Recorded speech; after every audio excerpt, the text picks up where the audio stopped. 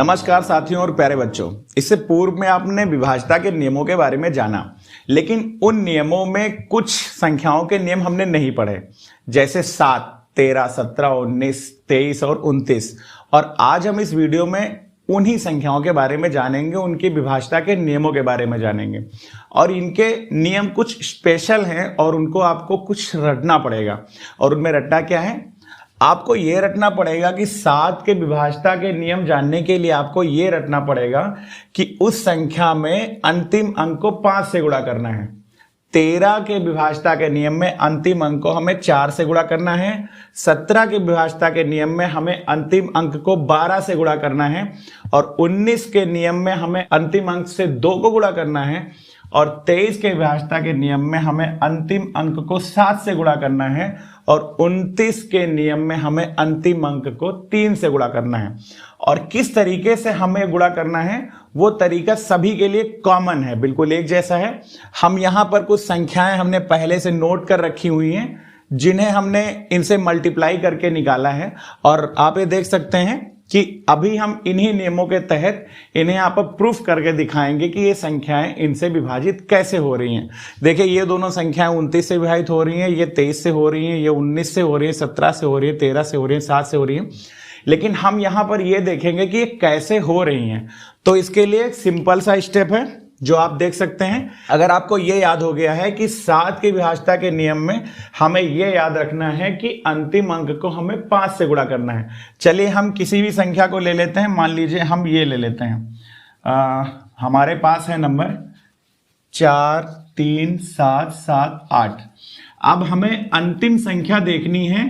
अंतिम संख्या हमारी है 8, तो हमें गुणा करना है 8 को 5 से।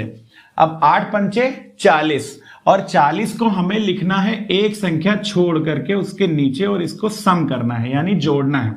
जोड़िए, 7 0 7, 7 4 11, 3 1 4 और 4। अब हमारे पास संख्या आती है 4 4 1 7।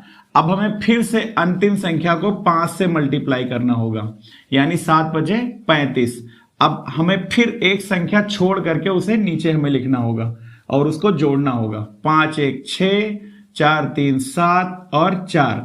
अब यहां पर आप देख सकते हैं कि लास्ट में 6 है। अब 6 पंचे 30 हम अगर करेंगे तो 30 इसके नीचे हम लिखेंगे। अब इसको जोड़िए, 7 और 4 3 7। अब हमारे सामने 77 है, यानी ये 7 के गुणज में आ रहा है। 7 1 कम 7, 7 1 कम 7। चलिए हम इसी तरीके से 13 का एग्जाम्पल ले लेते हैं। 8 3 8 5, 8 3 8 5। और इसमें हमें अंतिम अंक को 4 से गुणा करना है, यानी कि 5 चौका 20। जोड़िए, 8 5 8। अब फिर इसको 4 से गुणा करिए, 8 चौक 32, 5 2 7, 8 3 11। अब फिर इसको 4 से गुणा करिए, 7 चौक 28, 8 1 9 और 2 1 3, यानी 39। देखिए, 13 के पहाड़ा में 13 3 39 आ रहा है। इसका मतलब ये संख्या 13 से विभाजित हो जाएगी। और इसी तरीके से हम एक नंबर ले लेते हैं 17 का।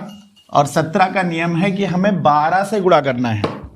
चलिए पहला ही ले लेते हैं, 8 4 0 4 8। तो यहां पर हम शुरुआत करते हैं, 8 को 12 से गुणा करते हैं। 12 8 96। यहां पर हमने 96 जोड़ा। 6 4 10 और 9 1 10 और 1 4 1 5 और 8। यहां पर देखिए डबल 0 आ गया, 85। 17 पचे 85 आ रहा है। तो ये सीधे सीधे हम देख लेते हैं कि ये 85 ये 17 से डिवाइड हो रहा है। इसका मतलब ये पूरी संख्या 17 से भाग हो जाएगी। चलिए हम एक 19 का एग्जाम्पल लेते हैं।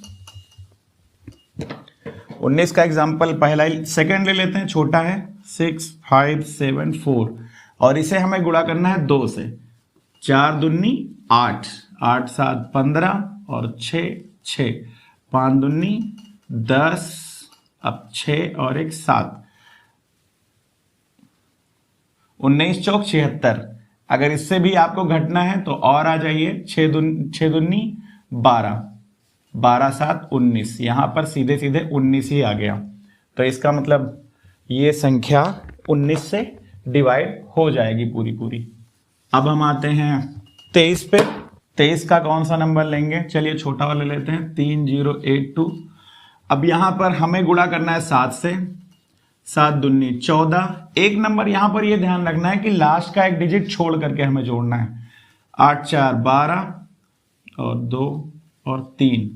अब हमें गुणा करना है फिर से 7 से, 7 दूनी 14 जोड़ेंगे, फिर ये आ जाएगा 4 2 6 और ये 4, 23 दूना 46, यानी ये संख्या भी 23 से पूरी पूरी कट जाएगी।